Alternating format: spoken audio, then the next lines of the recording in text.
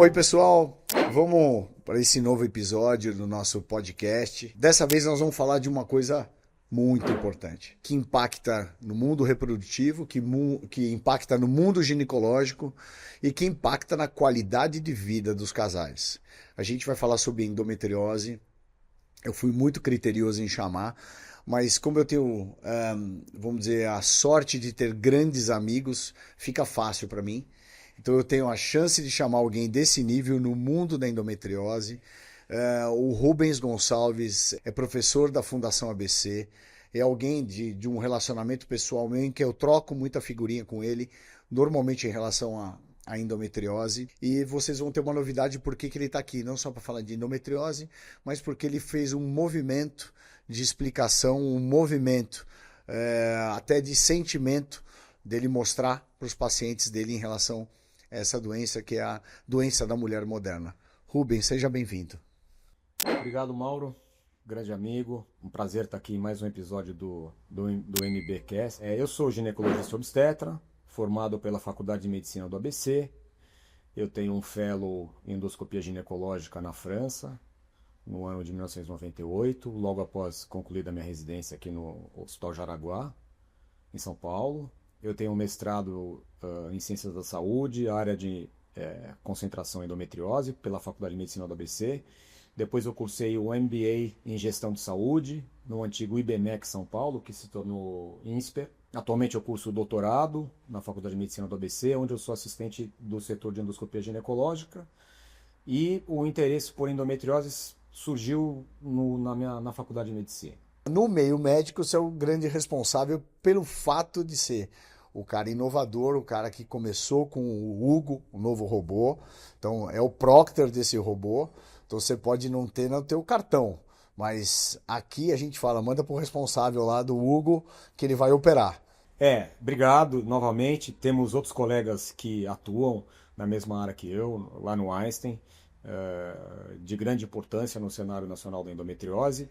E realmente, o Hugo é um novo modelo de robô que chegou ao Brasil em 2023 e ele é aberto a todos os colegas do corpo clínico que fazem cirurgia robótica lá no Einstein. Mas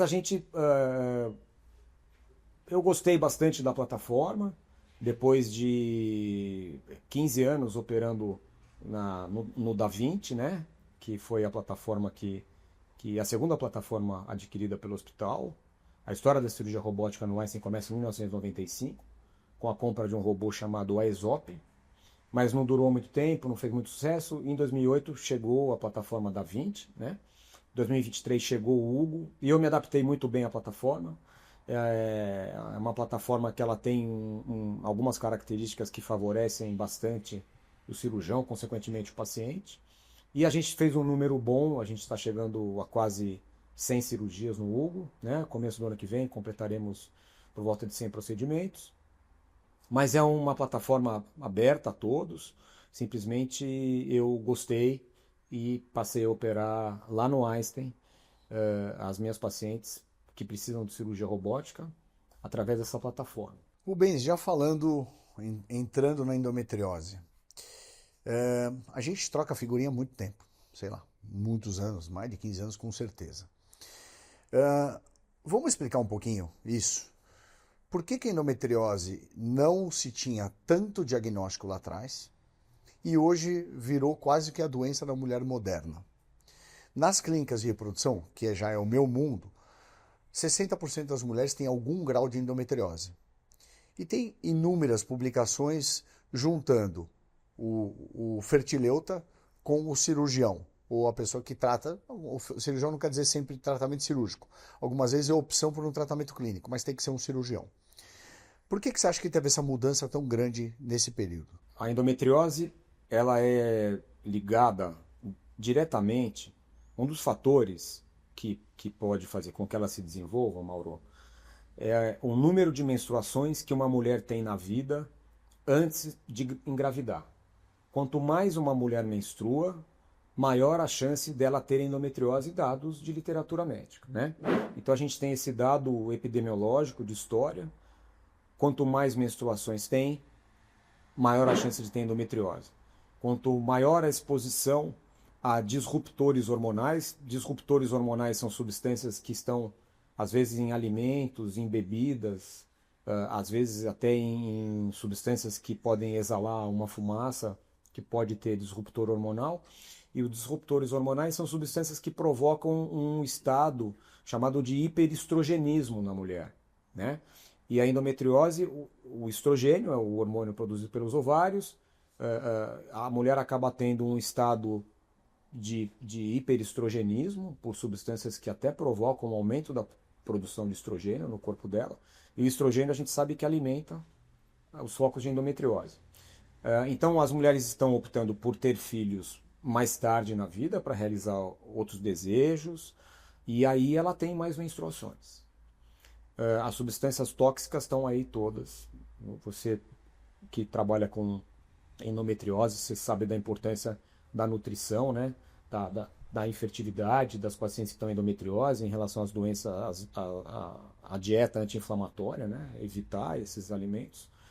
E, ao mesmo tempo, existe, a partir do ano 2000, uma virada de chave no Brasil com relação à possibilidade de diagnóstico por imagem. Eu estive no Hospital das Clínicas da Faculdade de Medicina da USP entre 2000 e 2003. Entre 99 e 2003, eu acompanhei as pesquisas que desenvolveram o exame que hoje em dia é o que mais especificidade tem, que é o ultrassom transvaginal com preparo intestinal. Então, mais endometriose é diagnosticada porque temos um acesso ainda limitado em termos de SUS, mas no contexto da medicina suplementar, né? Infelizmente a medicina suplementar, acesso a um bom convênio, ela tá disponível para 20% da população brasileira, 80% das mulheres do Brasil dependem de uma estrutura do SUS. Infelizmente no SUS ainda tem uma certa atraso no diagnóstico, mas os serviços universitários também, que se ocupam do diagnóstico, também aumentaram. Isso é muito bom. O volume dos ambulatórios das faculdades de medicina, que tem lá o seu setor de endoscopia ginecológica e endometriose, como nós temos lá na Faculdade de Medicina do ABC, acabam dando conta de uma parte dessa demanda por diagnóstico. Então a gente tem gravidezes mais tardias, contato com substâncias disruptoras hormonais e, em certo aspecto, na medicina suplementar, um pouco menos no SUS, mais diagnóstico sendo feito. É um combo que você está dizendo. O endométrio é a parte de dentro do útero. Então, essa parte de dentro do útero, por várias teorias, se implanta fora do útero. E aí a gente está fazendo mais diagnóstico e o estilo de vida está levando a gente a ter mais endometriose. Exatamente. Porque era o que você falou. A endometriose nada mais a definição dela é o achado de tecido semelhante ao encontrado na cavidade uterina fora dela, né? Então pode estar incrustado na parede do útero, então está fora da cavidade. Como se ele estivesse daqui de fora, eu daqui de dentro. Posso te dar um exemplo? Sabe um exemplo que é bom? O mamão papaya. Se a gente olhar o mamão papaya, ele tem uma polpa, que é o que a gente se alimenta, e tem a cavidade com as sementes. As sementes do mamão papaya seriam o endométrio, que recobre a cavidade do útero, como a semente do mamão papaya recobre a sua cavidade. Sim. Essas sementes, na parte externa do mamão, na casca, seria a endometriose, fora da cavidade, e aí a gente tem na mulher, é claro, o útero nem passa perto de um mamão papaya, a forma dele, ele é mais em formato de pera, mas é mais para exemplificar. E como se as sementes estivessem incrustadas na parede, na polpa do mamão, seria a adenomiose. E as sementes do mamão fora do mamão, até no solo ali, perto o mamão dá numa árvore, né? Tivessem ali nas folhas dessa árvore do mamão ou nos galhos, seria endometriose, fora da cavidade uterina. A endometriose em si, a gente vê no dia a dia que ele pode ser um limitador não só para fertilidade, mas ele tem uma queda de qualidade grande. Em algumas mulheres a gente vê, então eu digo por pacientes que a gente já trocou figurinha, vamos dizer assim, em que a opção foi cirúrgica, não é sempre cirúrgico, mas a opção foi cirúrgica, e eu lembro que mudou até a vaidade dela, porque ela realmente tinha muita dor ao namorar, que a gente chama de dispareunia. Fala um pouco sobre isso, quando que vocês acham que dá dor, e quando você tem dor ou não dor, porque, pelo menos eu assumo, dor, ele ganha um ponto muito grande em pró de temos que resolver. Porque uma queda de qualidade é associado já à infertilidade, algumas outras coisas. Então, assim, dor é dor, tem que correr em direção à dor, em especial em dores maiores. E quando não tem dor, qual que é a, vamos dizer, a escolha do seu tratamento? Como que você divide? Sempre vai haver uma zona cinzenta.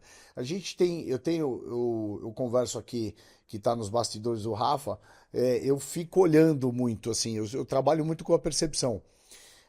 A internet ficou tentando colocar tudo em caixinhas. Não, tem que fazer assim, tem que fazer assado. A medicina não é assim. Então a medicina não é assim. Quando existir essa coisa muito direta, ela provavelmente está errada. Então existem momentos que a gente vai tatear o paciente, mas existe um escopo que a gente tem um guia. Como é que você divide isso nos pacientes? E como é que você vê essa dor na paciente que te levou à surpresa que a gente vai falar no final? Por incrível que pareça, Mauro, a dor relacionada à endometriose, ela não faz a mulher procurar tanto o médico quanto a infertilidade. Incrível isso, né? Impressionante. Ainda há um atraso no diagnóstico da endometriose, porque a mulher sempre ouviu de outras mulheres da família dela, ela sempre ouviu da sociedade que sentir dor é normal. E a mulher é muito forte. Quando uma mulher, eu sempre digo, quando uma mulher procura um médico se queixando de dor, o médico tem que acreditar que aquela dor já passou do limite de um homem tolerar. A mulher, ela é um sexo forte, meu amigo. A mulher, ela entende A tolerância para a tolerância para a dor, principalmente a dor da endometriose, que é aquela dor relacionada à menstruação, à cólica menstrual.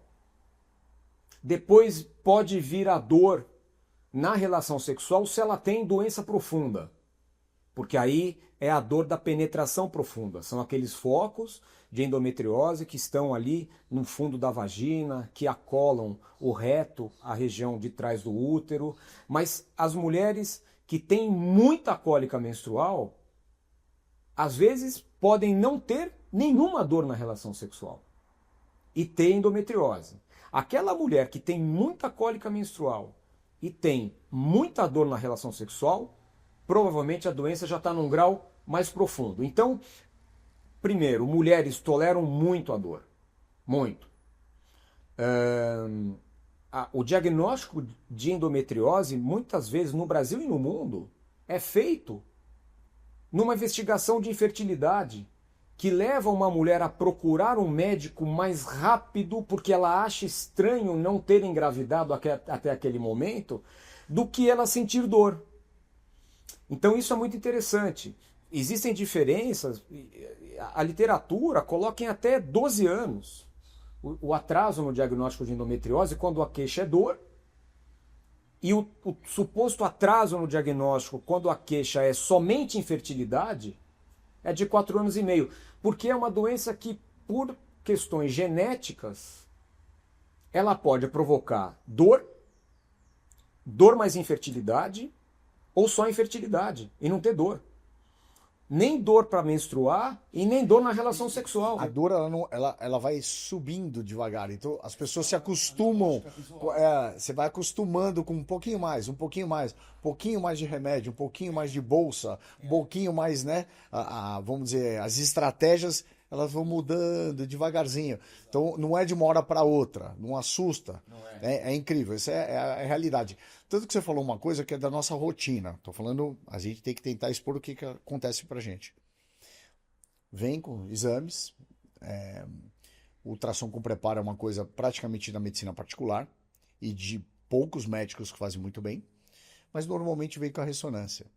E aí eu mando para você porque o que me chama atenção é a história clínica. Então, nós estamos aqui diante de duas pessoas que estão dentro das universidades. A gente fala, a história, a clínica é soberana. Essa frase tem... né? Exato, é isso que eu ia falar. A clínica é soberana. Escuta o paciente. Aí ela fala, Teodoro, a relação. Você pega o exame e não tem. Aí eu falo, Rubens, você encaixa o paciente para mim? Encaixa. 2 horas depois você me liga e fala assim, no toque vaginal eu vi o nódulo. Então assim, ainda, apesar desse monte de exames, a história que levou a um diagnóstico feito pela mão, que a gente chama de semiologia, pelo exame físico. Então, ela não foge ainda. Ainda nesse momento, ela não foge. Talvez um dia a tecnologia. E se você não pergunta, você não leva o exame físico, que não leva o diagnóstico.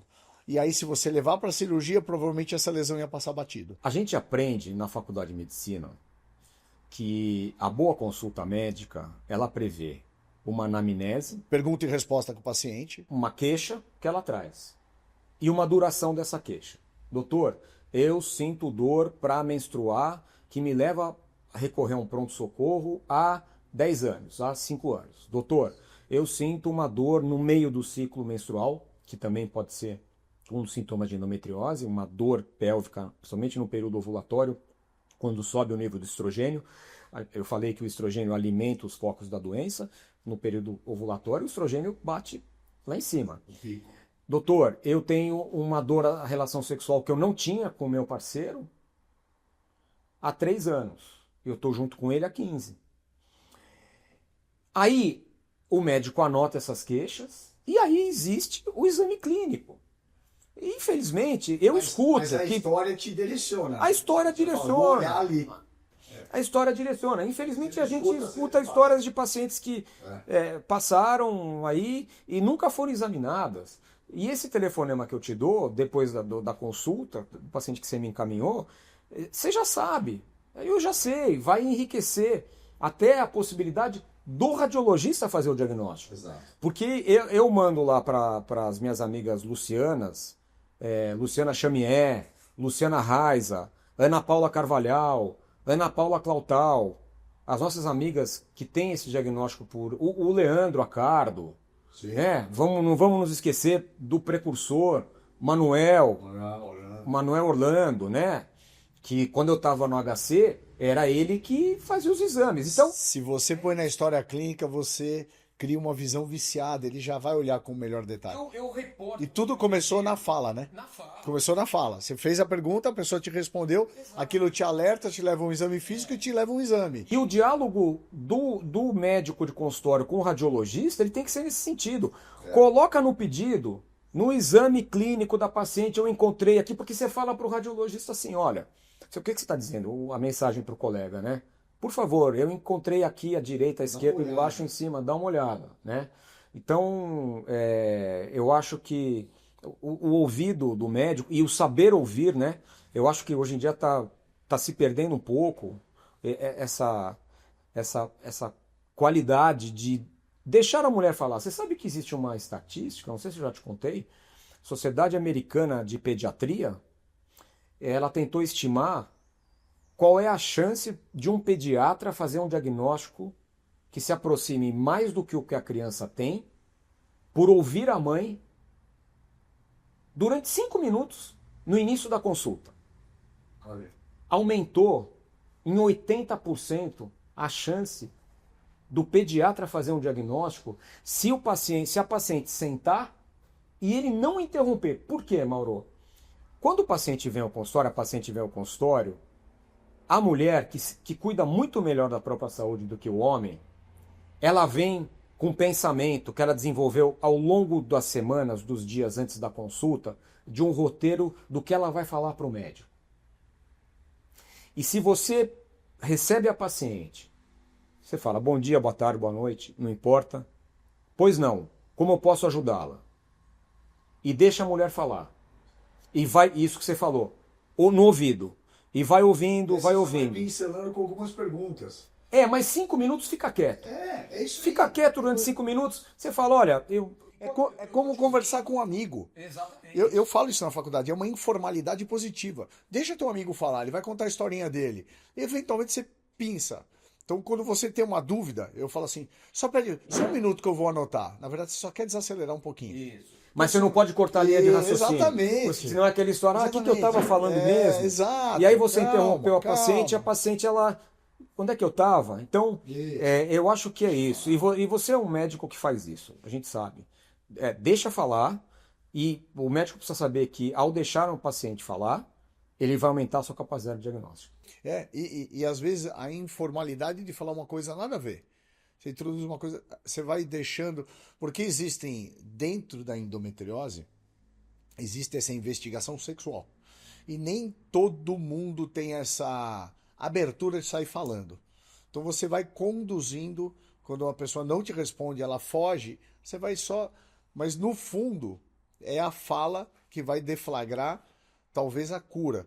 Então, através a fala, vira um resultado clínico, que vira um exame físico, que vira um exame de imagem, que pode virar um tratamento qualquer. Correto, né? Correto. Porque no fim da história, a gente quer oferecer o melhor tratamento, né? Então, Exato, né? exato. E o melhor tratamento a ser oferecido começa, primeira etapa, melhor ouvir.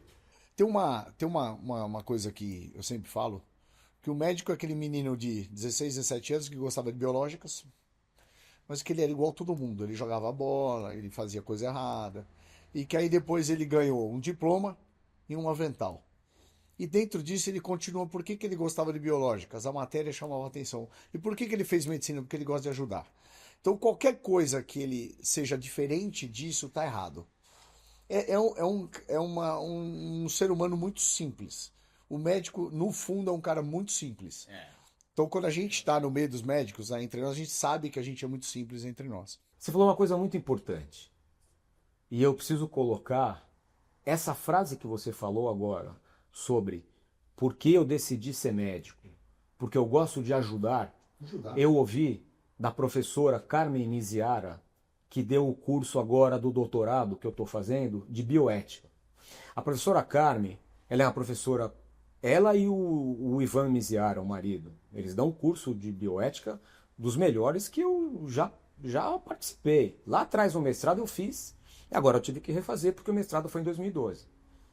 A professora Carmen me falou que no curso da graduação médica, ela dá aula para o 4º ano, ela costuma perguntar a cada turma, para alguns alunos, por que você decidiu ser médico?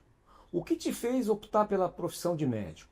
Ela falou que há 5 anos atrás, ela ouvia, eu decidi ser médico porque eu gosto de ajudar as pessoas. Eu decidi ser médico porque eu gosto de doar meu tempo para auxiliar quem precisa. Hoje em dia, a minoria dos alunos responde isso, infelizmente. E a maioria responde assim, eu quero ganhar dinheiro. Eu decidi ser médico para ganhar dinheiro. Quer dizer, não pode, né? Algumas coisas não podem acontecer. No escopo da endometriose tem vertentes. Então a gente sabe que eu quero bater muito na história da dor, porque a infertilidade, quando a paciente tem endometriose, ela é mais leve. Porque a endometriose, mesmo quando tem que ser tratada ou não tem que ser tratada, é muito pequena, nós vamos desconsiderar a existência, alguma coisa no sentido assim. Ela é um mal menor. Então ele entra quase no escopo, na minha cabeça, é um paciente 100. A gente está tranquilo. A dor não. A dor, a paciente, além de não ter filhos, ela tem dor. E aí a dor, às vezes, a evacuação, dor, ou o intestino solta quando ela menstrua, ela tem dor ao namorar, ela acerta a vida dela conforme a agenda menstrual. Não vou viajar porque eu vou menstruar. Aí não quer usar pílula porque tem que engravidar. Porque antes ela tinha a estratégia de bloquear a menstruação. Se ela quer engravidar, ela perdeu a estratégia. Essa estratégia da dor não existe. Então ela tem que suportar a dor para engravidar. Olha aqui. Aí ela tem dor ao namorar. Aí ela tem que namorar com dor para engravidar. Então, exatamente, é um combo que me chama muito a atenção e que o que faz a gente trocar muita figurinha é esse foco. É um foco que você percebe, então, exatamente o que você falou. Elas, primeiramente, vêm muito mais para mim que para você, o que é um erro. Mas, então, eu acabo vendo essa história inicial. E aí elas começam. É um combo negativo, né? Eu tenho que engravidar, não posso tomar pílula para me tirar a dor, não posso tomar nenhum remédio para tirar a dor, porque eu tenho que menstruar, que senão eu não ovulo. Aí eu tenho que namorar. Namorar, eu tenho dor, como é que eu vou namorar com dor? E aí, e aí a dor vai amplificando, porque, como você falou, as menstruações vão alimentando o processo. Como é que você trata essa paciente? Eu não estou dizendo do ponto de vista se é cirúrgico ou não. Como é que você recebe essa paciente? E como te levou a ideia que você teve? Porque essa ideia, a gente conversou por telefone. E eu achei que era muito mais a tua praia do que a minha. Porque, na verdade, eu sou a porta de entrada. Depois de mim, ela foi para você, ela volta sem dor. E se ela engravidar ainda, eu sou o cara mais da alegria. E aí, eventualmente, não vai o parto para você ainda. Então você não vê nem a alegria, só vê a parte ruim, né? Você vê a parte ruim, a parte cirúrgica é difícil, assim vai.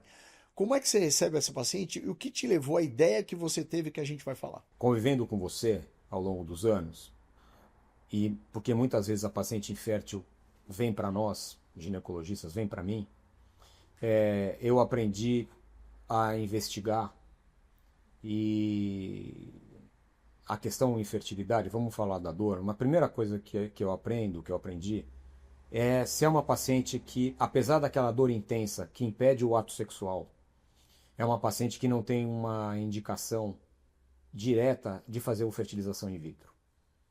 Então, o primeiro lugar é separar aquelas pacientes que têm muita dor, que não conseguem, têm medo de ter relação sexual. Primeiro, verificar se ela tem condições de engravidar naturalmente ou se ela vai passar pela fertilização in vitro. Segundo lugar, visto isso e focando na dor, investigar se o que eu tenho a fazer por ela,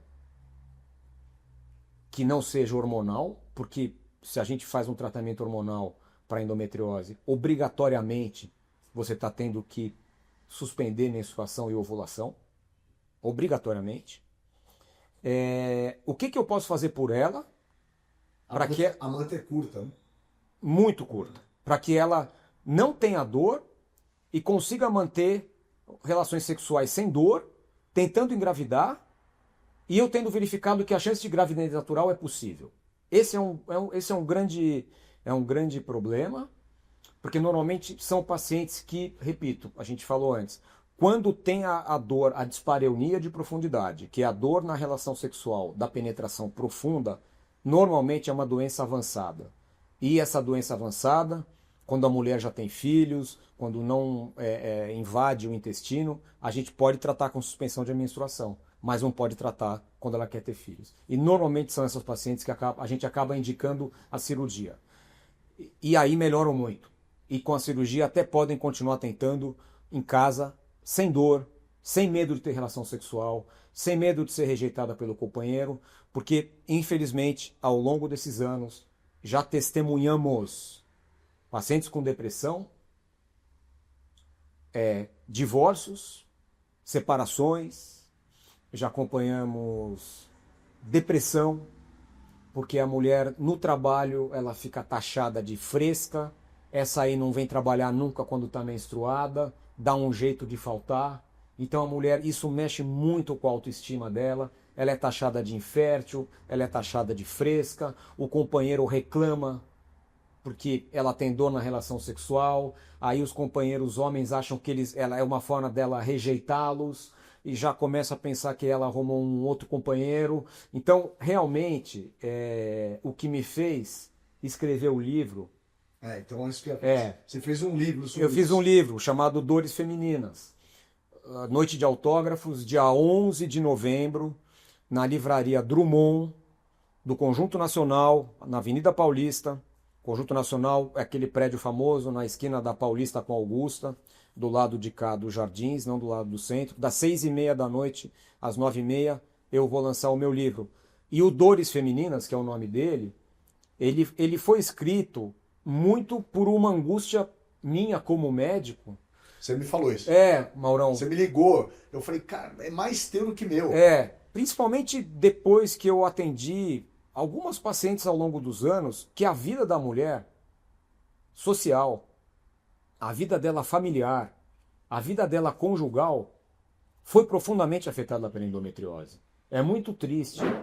São muito tristes as histórias que eu ouvi de demissões do emprego, de baixa autoestima, abandono de companheiros. O livro traz testemunho de 7 pacientes, claro que obtidos sob consentimento e com a devida anonimização que isso requer, né? Não pode aparecer o nome e tal. Tem uma das pacientes que ela desenvolveu uma depressão profunda, ela foi abandonada pelo noivo.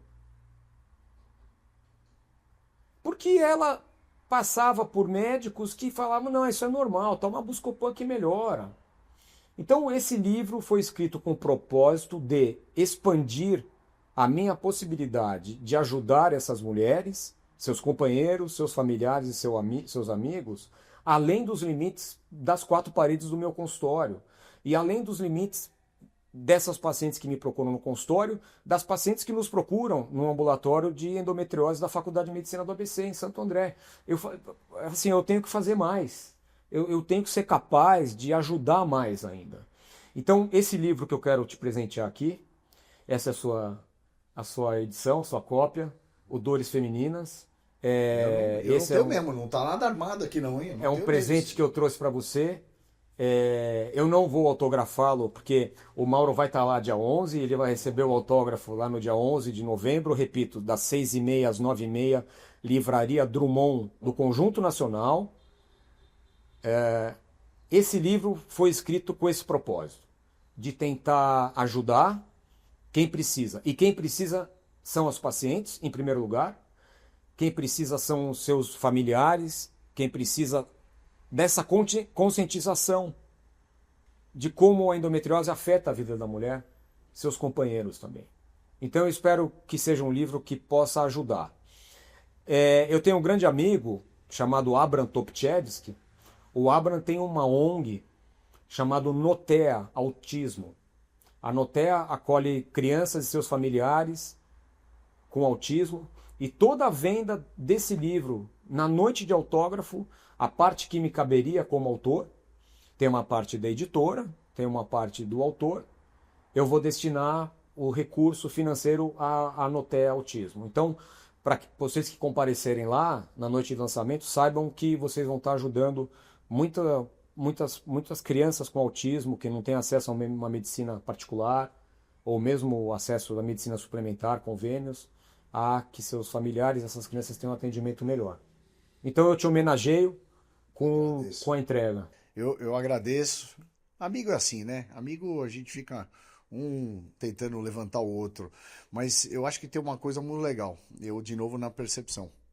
A internet pode trazer muita história. Ou muitas histórias, melhor. Mas ela sempre pode ter uma maquiagem. Ela pode ter uma maquiagem do que é real, que não é real. Dessa pessoa que diz que passou por isso, não é bem por isso. Esse tem uma curadoria. São pacientes reais que passaram com esse médico e tem uma curadoria médica de alguém, então, de alguém de alto nível. Então, assim, não é uma história inventada. Então, infelizmente, a internet tem esse viés. Tem para todos os assuntos, não é para esse assunto específico. Então, quando você falou, eu não achei que era para mim, mas eu ainda te falei, isso aqui vai ser sensacional, porque a gente está vivendo talvez um período esse erro de confiabilidade, essa falta. Aqui não. Aqui é real, você é sensacional. Eu não sabia dessa sua parte da doação, parabéns. Obrigado. Então, como 2 médicos, a gente não ensaia nada, a gente não faz nada, a gente vem aqui e sai falando. Você 3 minutos depois falou que ia trazer, sendo que no telefone você falou que não ia trazer, porque se você trouxesse, não vou levar, que senão você não vai pegar lá. Aí você mudou de ideia para vocês verem que é tudo meio jogado, que é mais ou menos assim que a gente faz, né? No dia a dia médico. É inspiração. Ser médico é ter inspirações diárias. Exato. A gente precisa ter inspiração, porque a inspiração ela vem a partir de um sentimento que traz uma angústia pra gente, né? A gente tem essa angústia de ajudar e de qual é a melhor forma que eu posso ajudar as pessoas. Então, aí você pede uma inspiração, né, para o seu conhecimento, para tudo que você estudou. Então, trazer o livro aqui foi uma coisa que eu peguei hoje de manhã na minha casa. Eu falei, não, eu vou levar. Você falou o contrário, você nem ia levar. Mas então, quando eu saí de casa de manhã, eu peguei o livro e falei, não, eu preciso levar. Eu tive essa inspiração de levar para você. Ajuda é sensacional. A gente tem pode ser que a gente esteja vivendo uma crise, mas a gente tem uma benesse de ter essa profissão. Que a gente pode ajudar. Tanto que eu não tenho dúvida que uma das coisas que a gente mais gosta é quando um paciente é bem simples, ele te dá um presente. Como eu ganhei faz umas 2 semanas uma caixa de canole. Aí eu quase morri de comer. A pessoa fez com carinho, ela mesma ela faz, ela é uma senhora. Então a gente tem essa oportunidade de vida. Isso e o que você está fazendo é sensacional com isso aqui. Obrigado. E eu não sabia dessa doação. Você sabe, não é? Aqui a gente está fazendo tudo de improviso. Tá de parabéns. Eu decidi ampliar um pouco mais a possibilidade de ajuda. Quer dizer, ajuda com a publicação do livro. A ideia é sensacional. E ajuda com a doação para a Notea. Então, o que eu falei, as pessoas que forem e comprarem o livro, uma parte dessa renda que me caberia como autor, o meu lucro, né, eu vou destinar para a Notea. Porque o trabalho do Abraham é maravilhoso e a Notea está precisando... Que ONG não precisa de ajuda hoje em dia, né? Claro, principalmente essa. Confiável. Porque também o autismo está aumentando, né? Sim. A gente vê. O autismo, única relação que não é um dado científico, mas é uma relação não científica, uma relação associativa, né?